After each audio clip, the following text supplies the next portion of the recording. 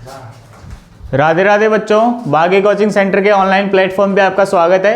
Thermodynamics के अंदर अपने पास जो नेक्स्ट टॉपिक लेके आए हैं सेकेंड लॉ ऑफ थर्मोडायनेमिक्स है, इसके बारे में अपन पढ़ते हैं।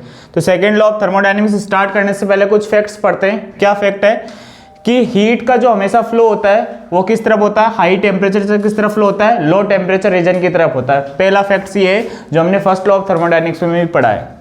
सेकेंड क्या फैक्ट्स है कि मैकेनिकल एनर्जी जो होती है can be converted in heat. Mechanical energy को किसमें कन्वर्ट कर सकते हैं, हीट में, और वाइस वर्सा ऑल्सो। ठीक है, अब देखो एक एग्जांपल यहाँ पे मैंने ले रखा है। क्या एक कंटेनर है, इस कंटेनर में हमने गैस फिल कर रखी है। इस गैस पे अपन क्या कर रहे हैं, वर्क कर रहे हैं, फोर्स एफ अप्लाई कर रहे हैं। तो इस पे वर्क करें किसके ऊपर, गैस के ऊपर, और कितना वर्क करें, डब्ल्यू हमने वर्क किया है। तो इससे इस गैस की जो इंटरनल एनर्जी हमारे पास इंक्रीज हो गई, कितना, डेल ऑफ यू हो गया। और ये गैस क्या करेगी, क्यू हीट को क्या करेगी, रिजेक्ट करेगी। क्यू हीट को क्या करेगी, रिजेक्ट करेगी।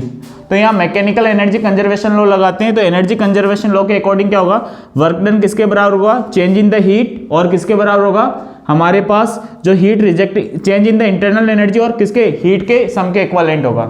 इसको अपन इसके प्रूफ भी कर सकते हैं किससे, फर्स्ट लॉ ऑफ थर्मोडायनेमिक्स से। क्या बोलता है फर्स्ट लॉ ऑफ थर्मोडायनेमिक्स, हम सबको पता है, del of Q is equal to क्या लिखते हैं, डेल ऑफ यू प्लस क्या लिखते हैं, del of W. Work done किस पे कर रहे हैं, गैस पर कर रहे हैं। तो वर्क गैस पे करें, ऑन द गैस करें, तो वर्क हमारे पास क्या निकल के आएगा, नेगेटिव।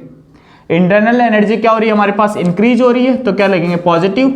हीट क्या हो रही है यहाँ पे, रिजेक्ट हो रही है, हीट रिजेक्ट हो रही है, तो हमारे पास क्या लिखेंगे, रिजेक्शन में क्या था, नेगेटिव। तो आप ध्यान से देखोगे, डेल क्यू इस तरफ लेके आओगे, डेल डब्ल्यू इस तरफ लेके आओगे, तो यही क्वांटिटी आपके पास निकल के आएगी।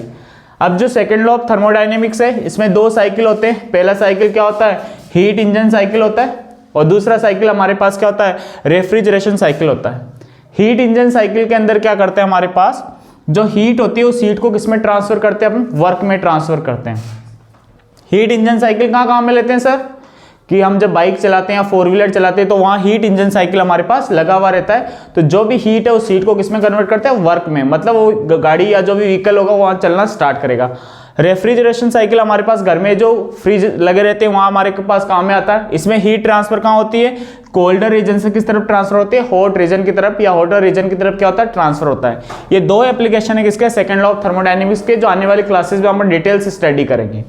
तो इससे पहले थर्मोडायनेमिक्स का जो सेकंड लॉ, उसने दो स्टेटमेंट दिए हुए थे। क्या स्टेटमेंट थे, पहला स्टेटमेंट क्या था, इट इज ए इम्पॉसिबल, ये इम्पॉसिबल है। क्या इम्पॉसिबल है कि 100% हीट को किसमें कन्वर्ट करना, वर्क के अंदर ट्रांसफर करना, क्या इम्पॉसिबल है। तो ये लिख रखा है, it is a impossible to transform 100% heat into the work.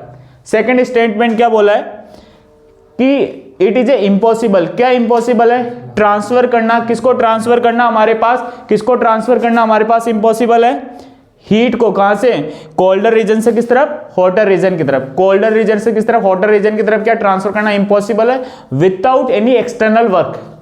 अगर बिना एक्सटर्नल वर्क के कभी भी हीट हमारे पास किस तरफ ट्रांसफर नहीं होती है, कोल्डर रीजन से किस तरफ ट्रांसफर नहीं होती है, हॉटर रीजन की तरफ ट्रांसफर नहीं होती है। हमेशा क्या करना पड़ेगा, हमारे को करने के लिए हमें एक्सटर्नल कोई ना कोई वर्क डन करना पड़ेगा। तो ये हमारे पास दो स्टेटमेंट है किसके, सेकंड लॉ ऑफ थर्मोडायनेमिक्स के। बहुत शानदार टॉपिक है, तो दोनों स्टेटमेंट आप ध्यान में रखना, एग्जाम में दोनों स्टेटमेंट कई बार पूछता है।